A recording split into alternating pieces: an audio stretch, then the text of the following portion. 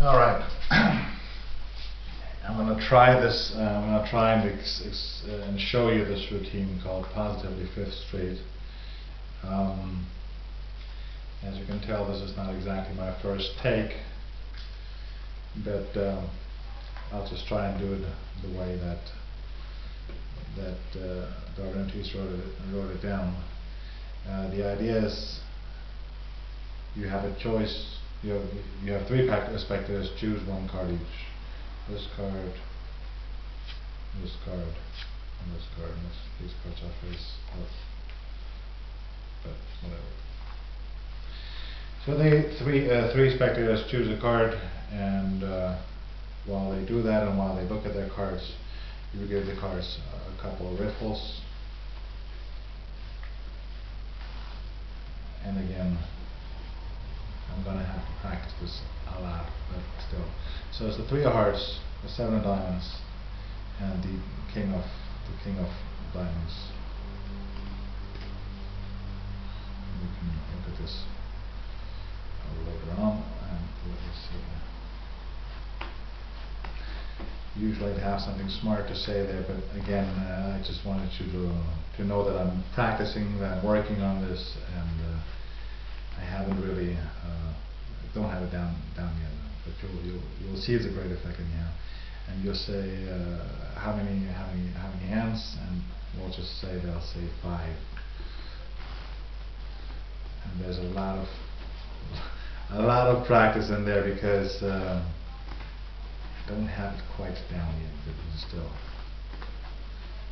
You can actually, the nice thing is you can do this with a cut card. All of this is just straight gambling routine, straight gambling technique up to the cut card, and we'll see what happens. We go 1, 2, 3, 4, 5. 1, 2, 3, 4, 5. You burn a card, and you turn over the flop, and it's the 3 of hearts, the king of diamonds, and the 7 of diamonds, which are the 3 chosen cards. So you say, well, I didn't have to control any cards for myself, but I did. In this case, I got pocket rockets, 2 aces. Let's see what happens. And of course, the turn is an ace, as is the river. That's the initial routine. Now you might say, well, the thing is, once you understand, once you see the initial routine, I don't have to say anything else because you can work it out. Because it's nice to go through this as much for myself as it is for you. All you have to remember is you have to visualize. There's 2 things you have to do. You have to visualize what's supposed to happen, and you have to work on getting it down smooth. I think it's really worthwhile to try and do that, because there's something else that Darwin Ortiz talks about, and he calls that the Ginsu knife principle. It's not just getting the 3 cards on the flop, which is already great, and any Hold'em player will tell you, you know this. This is all you need to win a game of to win in a game of Hold'em, if you always know what the flop is going to bring. But also you're giving yourself the best starting hand, and of course you turn this into quad aces, and that's something that a lay person can understand, somebody who doesn't play this. This is called Positively Fifth Street. Now he has another version, and then, even though I haven't practiced it yet, I have another version that we'll go through. Okay, so when they choose 3 cards, they choose whichever 3 cards. I'm going to leave those cards. Two picture cards, the Jack, King, and the 10. It's easy enough to remember. And I'll leave all the object cards face up. So what has to happen is, on the first shuffle, you're interlacing what is in essence the burn card for the river. So the first shuffle gets one indifferent card between the 3rd ace and the 4th ace. On the second shuffle, you interlace the burn cards for the flop and for the turn. So just under the top two aces, which you haven't done anything with yet. These cards you still have to stack. You have to get the river, the flop in between these two cards, and these two you have to stack. And then he has, what you're doing is you're doing a table shift, a table multiple shift, of course. But rather than getting him to the top, you get this into a, push them through, pick up everything, move over, and you immediately do an up the ladder cut, which is completely natural. And again, a multiple shift does come from the gaming world anyhow. So then you have these three cards here, which are going to be a flop, and you shuffle them under the top three cards. So just three cards here and three cards there. Oops. Wow. I'm a little bit better at this usually, but whatever. So you do that. And now the board is already set. Now, as far as the rest of the cards go, all you have to do is you classic riffle stack for however many players. I can hold back 4 cards well, 5 cards maybe, but 4 cards well, and you don't have to be able to hold back more than 4 cards ever, I don't think. It's better to hold back 4 cards twice than holding back 8 cards and having a major slow. This is not a gaming table, this is a kitchen table. But anyhow, so let's say they say 5 cards, so then obviously you shuffle in 4 cards between the first and the second, and then you shuffle 4 cards on top, but I think it's better to shuffle, say, 5 cards on top, and then you can obviously do whatever false cut you want, and then do a last zero. You zero you zero under the top card, getting rid of the top card, but at the same time getting hell. Sorry, but you shouldn't. It's late, and I need new contacts or whatever. But anyhow, so you have a brief there. You cut out the brief. There you go. And of course, then they come out.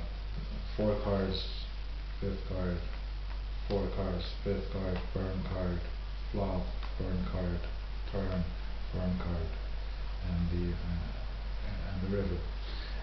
Now he has another version that he calls I think 5th card redux or something, and so rather than using the 4 aces, he uses a straight flush. Let's say you use that straight flush. And again, you set this up whenever you feel like it. Any straight flush will do. We'll use the 2 through 6 of clubs. And he says, and I think that's true, you shouldn't use a royal flush because that's just too pat. But if you start with a straight flush at the bottom, you can do this at some point, and you say, well, you just say stop here, you say stop, okay, which one, this one doesn't matter, and you say stop right there. And you pick those back up, and of course your straight flush cards at the bottom, and then he says you ought to do an overhand shuffle, shuffling the last 2 cards singly and getting them back to the top. So now they've picked apparently completely random cards, and you do the same thing. You shuffle 1 card between underneath the top 3 cards. We shuffle 2 cards underneath the top 2 cards, and then you get these cards back. You go up the ladder bit. Oops. You get the top 3. You get these 3 cards under the top 3 cards, and then let's say I want to do it again for 5. Do this. could and by the way, my shuffles are not that great right now. I understand this, but if you've ever seen Darwin Ortiz shuffle, his shuffles look just even more steady than these shuffles. But anyhow, it's the construction is just absolutely fantastic. So you do 1, 2, 3, 4, 5. This is going to be your card. 1, 2, 3, 4, 5. You burn one card, and you get the completely random appearing cards back, which is very good. And you can say, just for fun, let's see how this plays out. I mean, you got a flush going actually.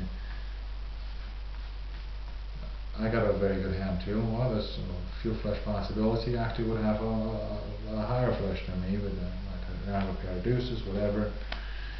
Turn over the next one. You say, okay, well, if you're gonna get a flush, he's gonna beat me, unless, of course, you get a straight flush, and you do the last one, and you have a straight flush, which to a poker player is just fantastic.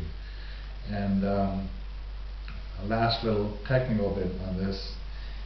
As I was already thinking about sending you a clip about this, and my first idea was because it's not easy, or usually not done, for you to remember 3 random cards. So I took out three queens, and that allows you. What that allows you to do is you can start with 4 aces on top, as you would. So the 4 aces are already in top with the last one. Even though I can't do it yet, I'm still willing to call it Miracle on 5th Street, because I think the idea is very good. So I'll just name a value, and you don't have to worry about if you're doing this for poker players, and then obviously the last one, the one with the straight flush, and the last one, you're obviously doing it for poker players and not for lay people, and you don't have to worry about what month you're born on. Throw a pair of dice, you just say name a value, because poker players understand what the value is. And let's say they say 7. So you throw out a 7. The next 7, at some point, you just call one of the 7s, and you throw out the 7s. So you have 3 7s. I say, okay. Usually, in poker players, what they do is they go for trips. Now you know, and you're going to say this later on, there's a difference between trips and 3 of a kind in Hold'em. 3 of a kind is when you have 1 card in your pocket cards, and there's 2 on the flop. And trips are when you have a pair, and then you make trips. Trips are better hidden in the regular game of Hold'em, but and more valuable than 3 of a kind. But anyhow, so you just apparently you're oblivious to that. So you have one card on top. Now what you do is you do the exact same thing, but you have 1 card added. So the first card goes 4 cards down. The second, this is the last burn card. The 2 burn cards, they go between 3 cards down and not 2 cards down, because you're going to be stacking an extra card, an extra 7, but they don't know that yet. See the same spiel with those. I'm not going to go through the regular multiple shift. Again, there's a lot of practice that I still have to do. I understand that. This is just the idea. Now you hold back the 3 and the 3 7s, and here you hold back 3 cards, because nope, you hold back 4 cards. You should hold back 4 cards. And now you have the top 3 cards should be 2 aces and different card. The 7 and 2 aces. That should be the burn card, and that should be the next 7s. Yeah, okay. And again, let's say for 5 cards, and you ask the guy, where do you want to sit? And now, because the poker player says he wants to sit under the gun, you say, okay, small blind, big blind, under the gun. So for you hold back 4 cards here and 2 cards there, which means you've already stacked the second one, and then you're going to hold back 3 cards, because 2 of the cards for the first round you already have. So he said he wants to be under the gun, so you have to have 2 cards on top, then that card, then on a different card, and then this makes sense. I hope this makes sense. If you can visualize this makes sense, and then we'll false go there. So the first card out will be on a different card, then The second one will also be on a different card. Then he gets a 7, and this is your ace. Then he gets, the second one will be on a different card, but he knows what's going to be on the flop. You sell it like he knows what's going to be on the flop. So ordinarily 7-3 offsuit obviously wouldn't play, but since you know that he might actually, they might not remember the actual suits because they're really only going for the value. And then you burn one card, you turn over 3 7s, so he gets quads. Now that's really good, and that seems, I think you can sell this as an accident. You say, well, actually I give myself two aces, but now you win. Well, you haven't won yet because I could still make runner. Let's see what the next card brings. A turn one now. At this point I should be in with all my money, or with most of my money. I would go on with all my money because I shuffled. But now that he has quads and you have aces full, and you really have to make runner just to win the whole thing. Now I think that's for a poker playing audience. For somebody who plays Hold'em, again, this is not smooth yet. Next time we meet in person, I guarantee you I'll be able to do this smoothly on a regular table, what have you. But I think I'm sorry about the explanation. I've had a few takes so far, but I think you get the general idea, and the rest is just practice. This whole Ginsu knife principle, the idea that's also something that Ortiz talks about in this context. It's great to have to control the flop, like with the Ginsu knives, with the commercial at night, the late night TV commercials. There's this great knife. It cuts through an aluminum can and cuts off the head of a nail and so forth. How much would you be willing to pay? $99.95. But if you order just now, we'll also throw in these 6 steak knives and the meat cleaver and a pair of scissors and so forth. But it's not $99.95, but $39.95 if you call within the next 5 minutes. That's what he has termed the Ginsu knife principle, and this has that in spades. You not just control the flop, you control your own cards. You actually make the flop work. If you do the one with the straight flush, you make the random card work with your 2 cards together because they don't suspect the force there. And in this case, of course, you have a double duke.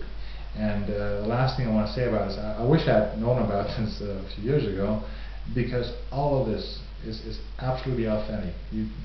Again, hopefully you remember, the first thing I wrote to you about was, I think, about this lazy stack.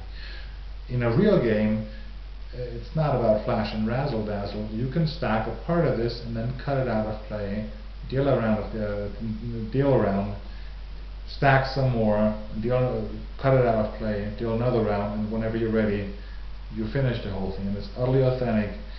You don't have to lie. It's not a Marlowe Gardner poker deal, which to me is a great magic trick, but it's utterly authentic. And I've never done it, and I'm practiced this a bit, quite a bit. But I think if you do this smoothly, really smoothly, it's a fantastic effect for any audience. And I hope you like it. And that's it for right now.